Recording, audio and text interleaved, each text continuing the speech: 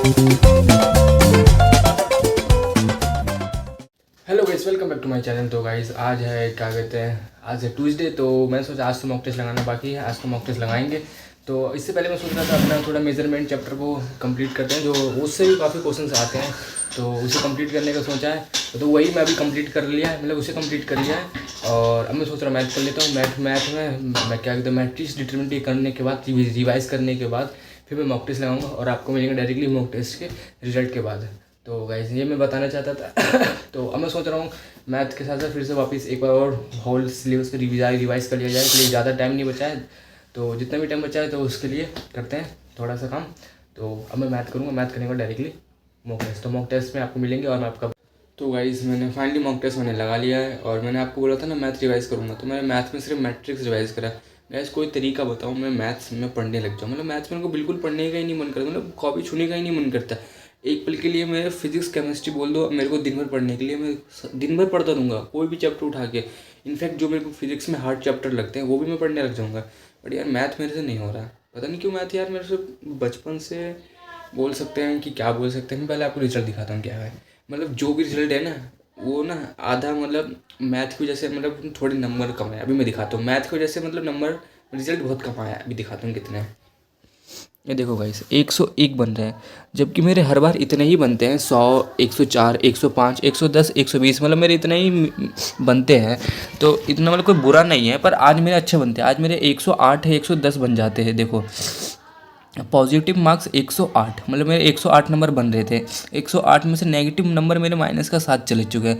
समझ रहे हो, मतलब 7 क्वेश्चन बैक टू बैक गलत है, बैक टू बैक गलत है। और ये किस ज़्यादातर बताओ किस में गलत है? मैथ में। मैथ्स में बहुत सारे गलत है, मैं दिखाता हूँ। मैथ्स में से मैं क्वेश्चन तो करता नहीं हूँ, 4 क्वेश्चन करे, 4 में से 2 गलत है, 2 नहीं 3 गलत है। अब बताओ 3 क्वेश्चन तो मैथ में ही गलत हो गए बैक टू बैक। और बाकी के जो क्वेश्चन 4-5 बचे वो थोड़े फिजिक्स, एक आध फिजिक्स के, एक आध मतलब 2 केमिस्ट्री के, 2 फिजिक्स के, ऐसे कुछ होंगे। भी मैंने ध्यान से देखा नहीं, पर सबसे ज़्यादा गलत मैथ में हो रहा है यार। कोई भाई कोई तरीका, जैसे मैं आपको फिजिक्स केमिस्ट्री में हेल्प करता हूँ, वैसे कोई तरीका है तो बताओ यार मेरे को। क्या मैथ सुधारनी है, मैथ में बस इतना है कि थोड़ा स्कोरिंग हो जाए, ज़्यादा भी नहीं चाहिए। अब मैं आपको पूरा एनालिटिक्स दिखाता हूँ। देखो मैंने टोटल 27 और प्लस 7 तो टोटल 35 क्वेश्चन मैंने करे थे। 35 में से कुछ 7 गलत चले गए और 27 सही है।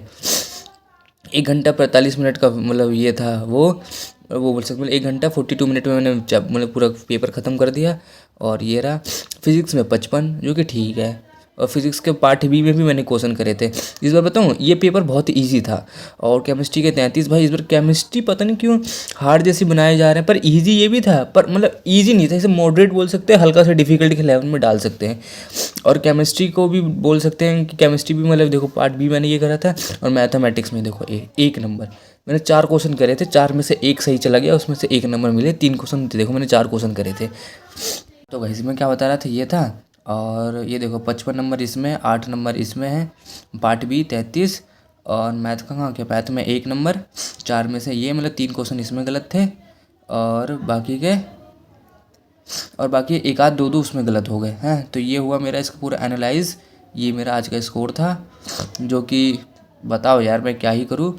देखो मैंने 34 अटैम्प्ट करे हैं क्वेश्चन, 35 नहीं मतलब 34 क्वेश्चन अटैम्प्ट करे थे। ये देखो ये 28 जनवरी का शिफ्ट का पेपर था, 28 जनवरी और इवनिंग के शिफ्ट का पेपर था। और पेपर ना बहुत ही इजी था, बहुत ही इजी था। फिजिक्स पार्ट आया है बहुत ही easy, direct formula based question था। जिसने भी फार्मूला भी पढ़ के गया हो ना, आराम से फिजिक्स में स्कोर कर लिया हो।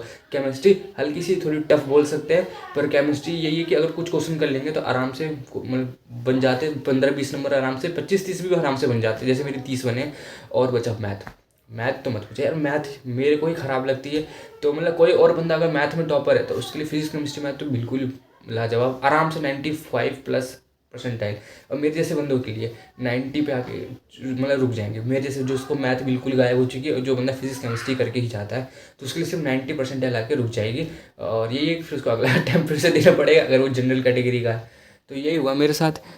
मैं कुछ ये कोई नया ऑप्शन आया लग रहा है यहाँ पे, अटैम्प्ट एनालिसिस। देखूँ तो ज़रा क्या है इसके अंदर, 10 परफेक्ट, ये सब क्या है ये नहीं पता मुझे। देखना ज़रा, मैं आपको दिखा देता हूँ फिर आप देखना। मैं भी अभी देखूँगा थोड़ी देर बाद। ओवर टाइम अटैम्प्ट कुछ ये था, पता नहीं।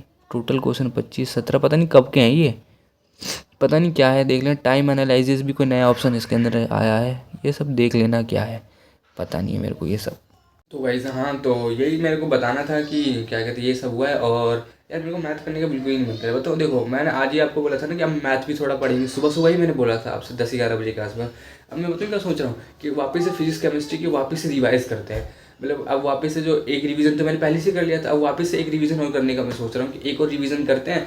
पर इसके चक्कर में मैथ पूरा रह जाएगा, पूरा मैथ रह जाएगा। तो अब इस ये भी डर लग रहा है, तो मैं सोच रहा हूँ मैथ को अब करते ही है। मतलब अब मैथ को थोड़ा कम टाइम दे, मतलब जैसे पहले तो मैं टाइम बिल्कुल ही नहीं दे रहा था, अब पर मैथ को टाइम दूंगा 3 से 4 घंटे, 3 घंटे देंगे डेली का। और फिर पूरा टाइम फिजिक्स केमिस्ट्री रिवाइज करते रहेंगे और मॉक टेस्ट लगाते रहेंगे, ये मैंने सोचा है। अगर कुछ सलाह दे सकते हो तो बताना। और गाइस आपका रिस्पॉन्स काफ़ी ज़्यादा अच्छा खासा आ रहा है, तो यार तो बस ऐसे ही प्यार बनाए रखना। और आप भी मॉक टेस्ट लगाए रखना। और अगली पेपर तो आपका भी आ रहा है ना, तो बस एकदम सीरियस होकर पढ़ाई करना स्टार्ट कर दो। कि देखिए पेपर को ज़्यादा टाइम बचा नहीं है। आज 24 तारीख हो चुकी है, आज ट्यूसडे हो चुका है। और मैं कल सोच रहा हूँ कल मॉक टेस्ट ना लगाऊँ। यार मैं मॉक टेस्ट लगा लगा के भी थक चुका हूँ, तो मैं शायद कल मॉक टेस्ट नहीं लगाऊंगा।